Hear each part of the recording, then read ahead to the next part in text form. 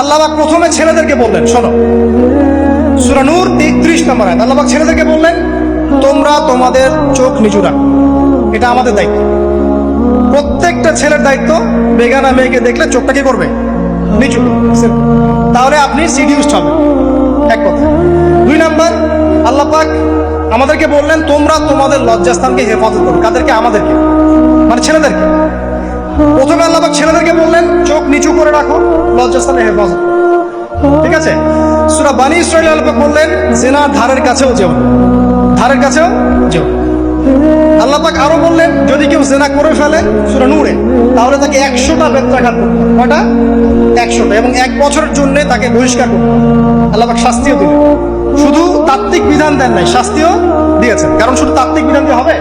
আমি যদি ওয়াজ করে বেড়াই, ভাই মদ খায় না, মদ খায় না, কোনো শাস্তি না অ্যাপ্লাই করি, তাহলে কি মদ ছাড়বে মানুষ? আমরা যদি বলি হত্যা করা মহাপাপ, মহাপাপ, দুর্নীতি করা মহাপাপ, মানুষ দুর্নীতি ছাড়বে? ছাড়বে না, যতক্ষণ না শাস্তি নিশ্চিত করা যাচ্ছে। আল্লাহ পাক তাত্ত্বিক কথা শুধু বললেন না, শাস্তিও নিশ্চিত করলেন। তারপর আল্লাহ পাক আরো বললেন, যদি বিবাহিত কোনো ব্যক্তি ব্যভিচার করে, তাহলে তাকে রজম করতে হবে, মাটিতে পুঁতে তাকে পাথর নিক্ষেপ করে হত্যা করবে। ঠিক আছে? শাস্তি। এরপরে দেখেন আল্লাহ পাক মেয়েদেরকে বলছেন, মেয়েদেরকে বলছেন, তোমরা মূলত ঘরে থাকো। যদি বাইরের পরিবেশ তোমাদের অনুকূলে না থাকে, তোমরা ঘরে অবস্থান করো।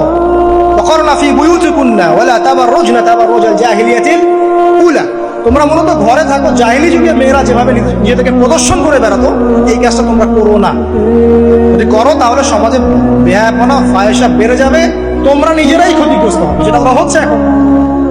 আচ্ছা, এরপর আল্লাহ পাক আরো বললেন, হে নবী, আপনি আপনার স্ত্রী এবং মুমিন নারীদেরকে বলেন, তারা যদি বাহিরে যায় যেন জিলবাব দিয়ে তাদের পুরো বক্ষ দেশটাকে ঢেকে নেয়।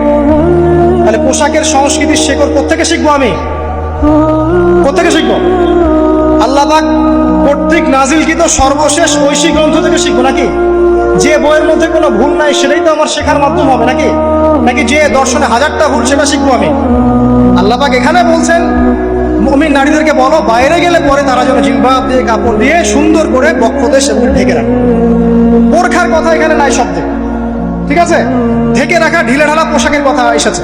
আচ্ছা, আসেন, আল্লাহ পাক আরো বললেন যে তোমরা অমুক অমুক অমুক অমুক, যেমন আপনার বাবা, আপনার ভাই, আপনার এই যে সন্তান, এই যে মাহারাম যারা আছে, এদের সামনে ছাড়া অন্যদের সামনে যখনই যাবে, তোমরা কিন্তু হিজাব অবলম্বন। আল্লাহ পাক হিজাবের বিধান দিলেন, চক্ষু নিচু করতে বললেন, লজ্জাস্থানের হেফাজত করতে বললেন, এবং যদি এর পরেও কেউ ভুল করে ফেলে, তাহলে আল্লাহ পাক শাস্তির কথা বলেন। আল্লাহ পাকের সিস্টেমটা সুন্দর হলো না? এই সিস্টেমটা নবী সাল্লাল্লাহু আলাইহি ওয়াসাল্লাম অ্যাপ্লাই করলেন, সমাজ থেকে সমস্ত জেনা ব্যভিচারের ভিত্তি উঠে চলে গেল।